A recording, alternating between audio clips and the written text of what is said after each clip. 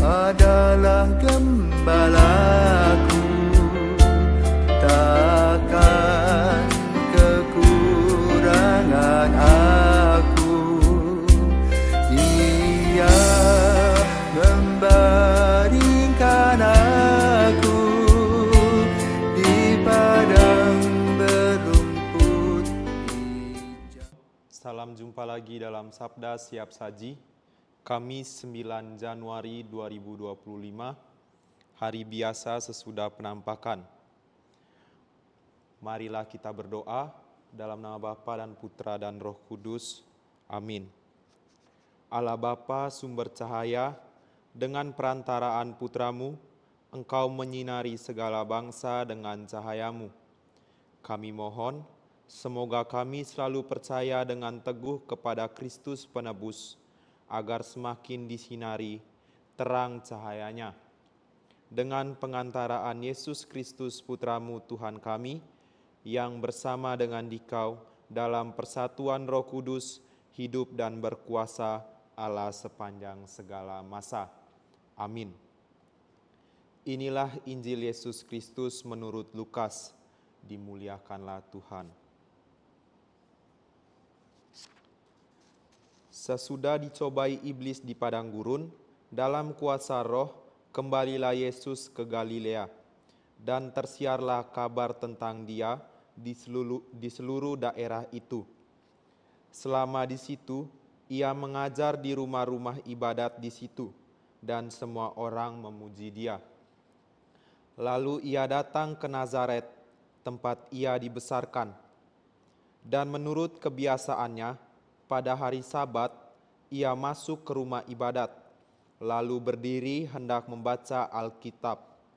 Kepadanya diberikan kitab Nabi Yesaya, dan setelah membukanya, Ia menemukan nas di mana ada tertulis, "Roh Tuhan ada padaku, oleh sebab Ia telah mengurapi aku untuk menyampaikan kabar baik kepada orang-orang miskin.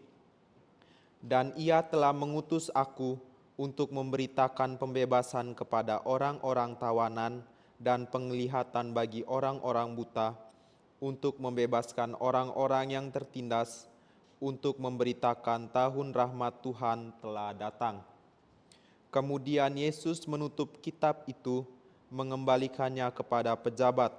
Lalu Ia duduk, dan mata semua orang dalam rumah ibadat itu tertuju kepadanya. Lalu Yesus mulai mengajar mereka, katanya, "Pada hari ini genaplah nas tadi sewaktu kamu mendengarnya." Semua orang itu membenarkan Dia, dan mereka heran dengan kata-kata indah yang diucapkannya. Demikianlah sabda Tuhan, terpujilah Kristus. Bapak, Ibu, saudara-saudari yang terkasih dalam Kristus, sesungguhnya kita sering menjumpai dua kata penting dalam kehidupan kita, yakni visi dan misi. Seorang yang akan mengemban suatu tugas tertentu, pada dasarnya perlu menunjukkan visi dan misinya dengan jelas. Seperti yang kita ketahui, visi merupakan suatu pandangan ke depan atau suatu tujuan yang ingin kita capai bersama untuk masa depan yang kita miliki. Sedangkan misi adalah poin-poin penting tentang apa yang harus kita lakukan untuk mencapai tujuan yang ingin kita capai itu. Karena pada dasarnya hidup tanpa tujuan yang jelas dalam visi dan misi akan menghasilkan kehidupan yang akan menghasilkan kegagalan dan ketidakpuasan dalam kehidupan yang kita miliki. Dalam bacaan Injil yang telah kita dengar tadi, Tuhan Yesus telah menunjukkan keteladanannya kepada kita. Karena setelah dibaptis di Sungai Yordan dan berhasil mengatasi 3 jenis godaan, lalu Ia datang ke Nazaret untuk mengungkapkan visi dan misinya. Seperti yang berada dalam Injil Lukas bab 4 ayat 18-19 yang kita ketahui berbunyi demikian, "Roh Tuhan ada padaku, oleh sebab Ia telah mengurapi aku untuk menyampaikan kabar baik kepada orang miskin. Ia juga telah mengutus aku untuk memberitakan pembebasan kepada orang-orang tawanan dan penglihatan bagi orang-orang buta, untuk membebaskan orang-orang yang tertindas dan untuk memberitakan tahun rahmat Tuhan. Visi dan misi Yesus ini disampaikan dengan sangat jelas. Bahkan di dalam Injil ia juga berkata demikian, bahwa pada hari ini genaplah nas ketika kamu mendengarkannya. Itu tertera di dalam Lukas bab 4 ayat 21.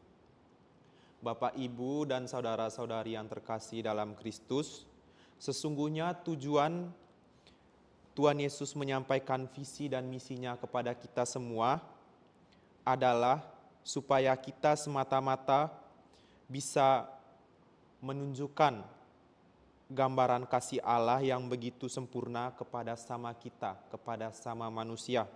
Oleh karena itu, jawaban yang tepat dari pilihan manusia adalah mengasihi Allah yang sungguh nyata dalam diri saudara-saudari kita sebagai sesama kita. Maka dari itu, melalui renungan singkat ini, saya ingin mengajak Bapak, Ibu, dan saudara-saudari yang terkasih dalam Kristus untuk dapat mengasihi Tuhan Allah dan sesama kita melalui iman yang berada dalam diri kita yang telah dianugerahkan oleh Tuhan Yesus. Karena dengan harapan dan kasih yang telah diberikan oleh Tuhan Yesus, kita dapat mengasihi sama kita dengan hati yang tulus ikhlas. Semoga Tuhan memberkati.